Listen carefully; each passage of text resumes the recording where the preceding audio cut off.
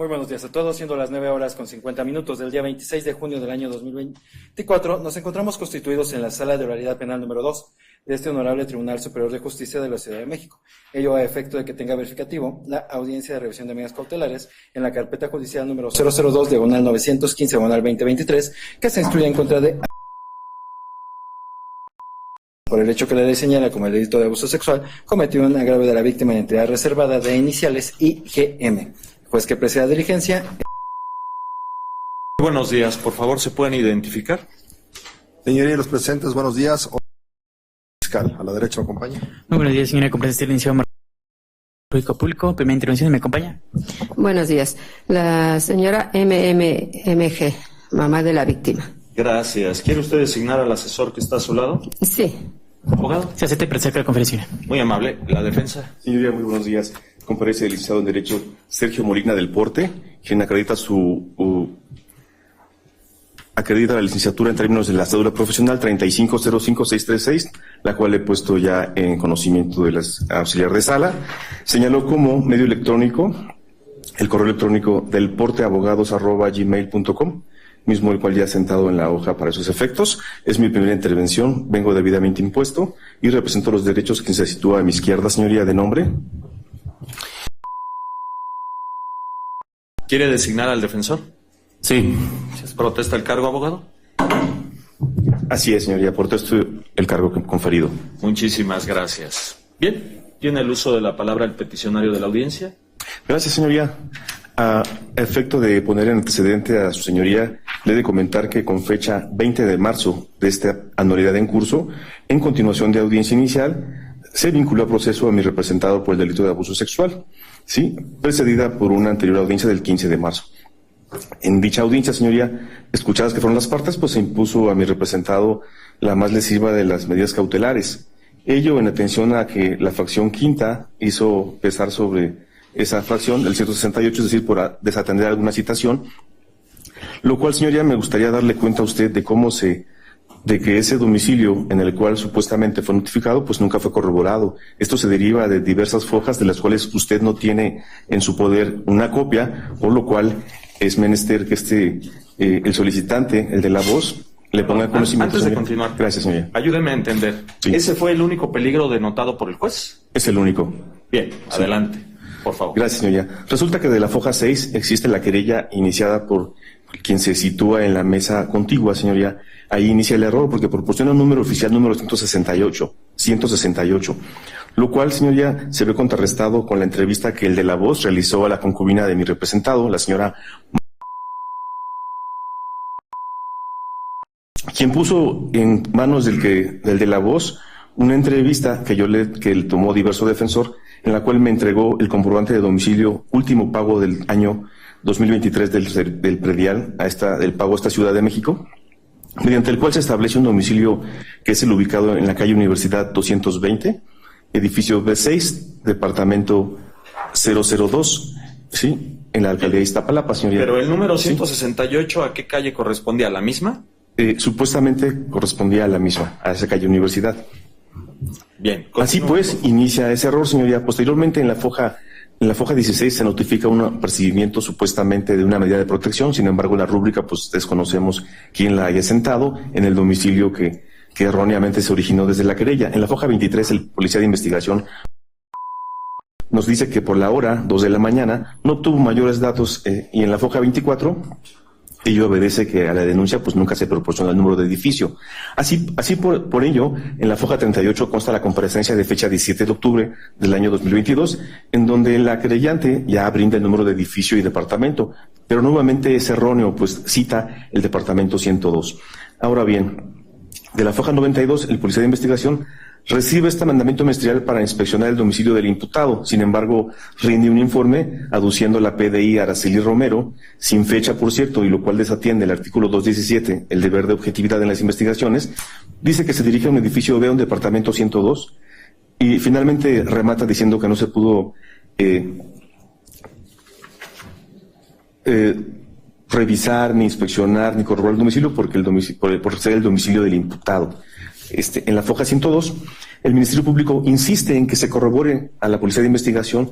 Sin embargo, también con un informe que consta en foja 114, responde y dice que lo ve, dice que entrevista a una persona, a un vecino, dice que lo ve seguido por el lugar respecto de mi representado, lo que contrarresta la foja 133, en la cual hay una supuesta persona de 50 años que dice no saber su paradero, con lo cual, señoría, se originó pues obviamente una orden de aprehensión. Situación que no escapa, señoría, y una disculpa a todos, pero este defensor pues en diferentes fiscalías por delitos sexuales pues es una costumbre que normalmente hacen sobrevenir una orden de aprehensión para que se formule imputación con una persona ya aprehendida. Ahora bien, esta persona de 50 años pues no habita en el domicilio de mi representado, solo habita él, su concubina y sus menores hijos.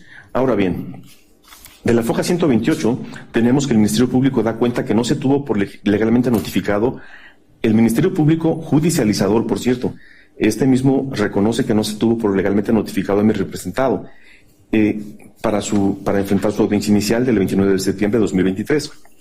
Ahora bien, de la foja 126 y 130 se desprende que la Policía de Investigación informa que sí sigue viviendo ahí, en el domicilio erróneo, que por cierto nunca fue corroborado, pero dice que se entrevista con un vecino y dice que lo ve seguido.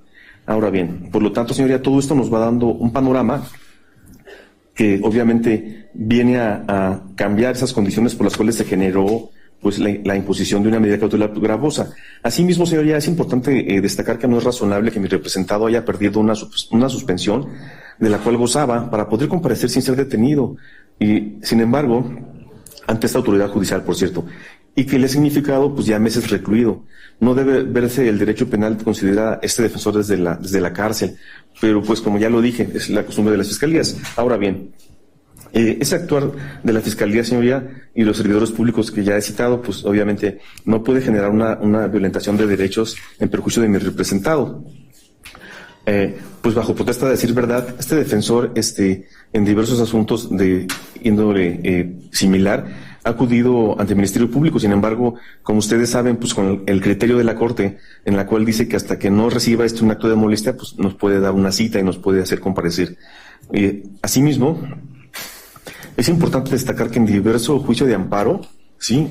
El cual es el 827 del 2023, fue sobreseído porque la autoridad responsable, pues obviamente negó el acto reclamado, aun cuando existía ya una investigación.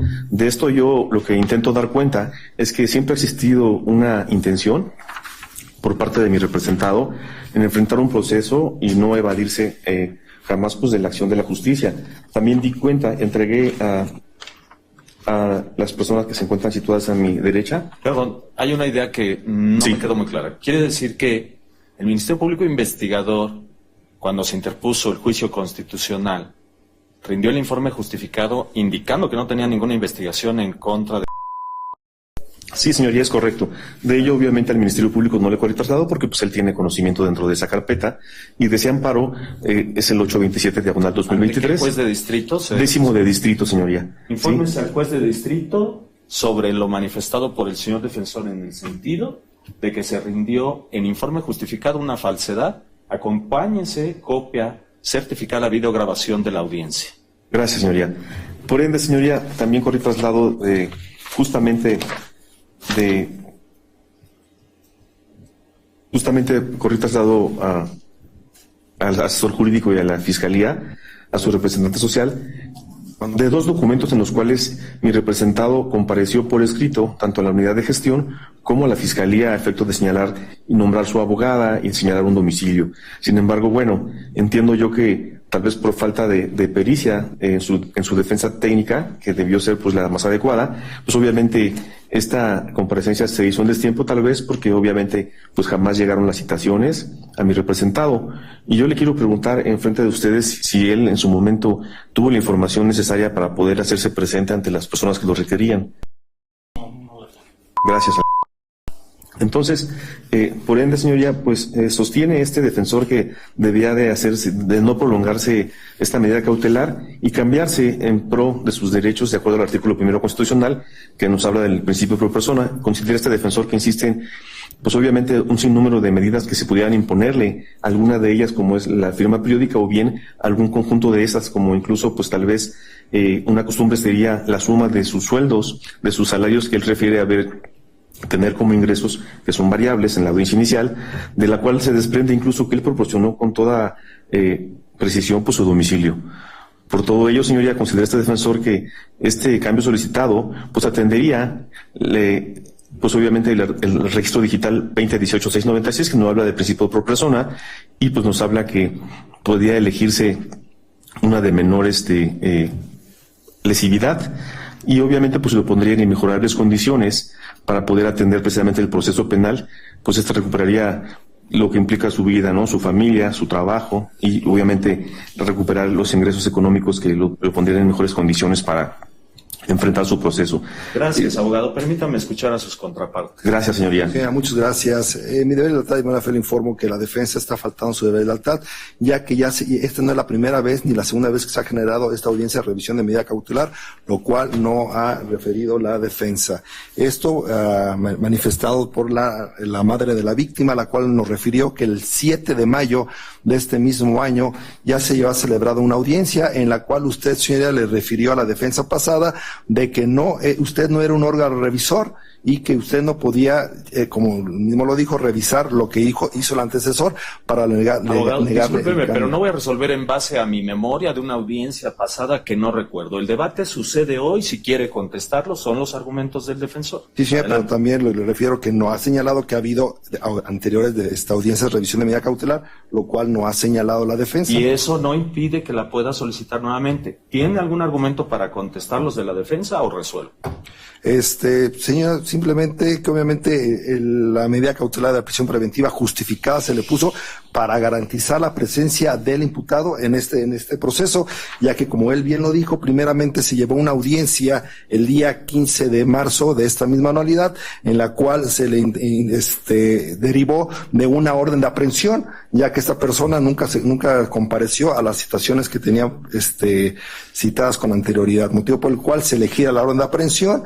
Y como bien también lo señaló su señoría, la defensa corre traslado de un domicilio, de un predio, él lo refirió que fue del año 2023, del 14 de diciembre de 2023, lo cual al día de la fecha no está al corriente, porque si bien es cierto tenemos que tener mínimo con una vigencia de 3 meses de anticipación, y tiene ya una vigencia de 6 meses, es del año pasado, motivo por el cual este domicilio con el cual pretende acreditar el domicilio del imputado, pues no está vigente, ya que como se señaló, tiene que tener una vigencia de 3 meses de anticipación, motivo por el cual, señora, se insiste en que se le quede la prisión preventiva justificada, ya que es la única forma de garantizar la presencia del imputado en el presente proceso, señora. ¿Es cuánto? Asesor. De igual forma, nos corre traslado a la defensa, donde no hay un documento estructural y actualizado, ya lo menciona la gente del Ministerio Público, para no utilizar la misma sintonía, en el aspecto de que no hay una precisión de dónde va a residir ahora imputado y quién asegura su presencia en el procedimiento penal. Señores, ¿cuánto? Gracias. Bien, pues resuelvo. Veamos.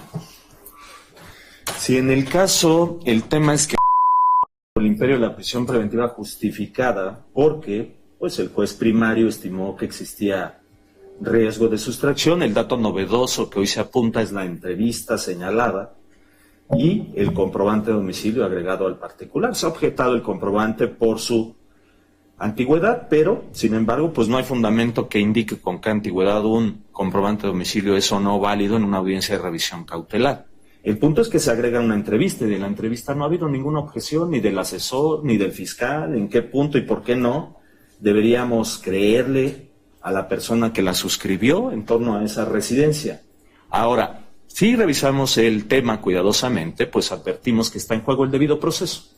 ¿Por qué? Porque la Suprema Corte de Justicia de la Nación, no yo, no mi superior inmediato, nadie, la Suprema Corte de Justicia de la Nación, a través de la primera sala dictó jurisprudencia, es decir, criterio vinculante y obligatorio para un servidor, en el sentido de que el núcleo duro del debido proceso está compuesto primeramente, dice, por la notificación del inicio del procedimiento, pues la notificación fue contra derecho. ¿Cómo es posible que se diga que hay pauta para que permanezca en prisión si le notificaron en el número 168 cuando él vive en el 220 de la misma calle. Se violó el primer punto del debido proceso. Por ese motivo es que no comparto que deba continuar en prisión. Me parece que es totalmente desproporcional. Advierto que además puede haber aquí la intervención de diversos servidores públicos en coalición para perjudicar. Policía de Investigación sostiene que sostuvo una conversación con una persona de 50 años en el domicilio de... Dice que no vive ahí, sino su concubina. Supuestas verificaciones de domicilio en la madrugada, evidentemente, para que nadie responda. Por eso, dése vista a la Unidad de Asuntos Internos para que revise este actuar, sin dejar de lado cómo es que esta querella se dio curso con un dato falaz. Bien, ahora, en el caso particular y considerando los extremos de la sentencia Barreto Leiva contra Venezuela, pues se ha disipado el riesgo de sustracción porque en efecto usted posee un domicilio que ha acreditado en donde residir en la Ciudad de México y si no atendió la notificación fue porque le hicieron la citación en uno distinto. Bien, voy a imponerle para el particular y proteger sin embargo a la víctima en cuestión la prohibición de que se acerque usted a la persona en comento a un radio nunca menor de 300 metros, no podrá acercarse a su domicilio. Bien, y deberá hacer una presentación periódica mensual ante la autoridad de la materia para estar ciertos, seguros que usted permanece atento a su proceso. Ordenó su inmediata libertad el día de la fecha, desde luego el procedimiento continuará. ¿Petición final? Copia simple de audio, señor. Una petición, por favor. Idéntica petición, señoría, autorizando para que se lo recolecte este dato a José María Molina Maqueda. Lo autorizo. ¿Tiene comentario? Ninguno, señor juez, gracias. A usted se cierra la audiencia.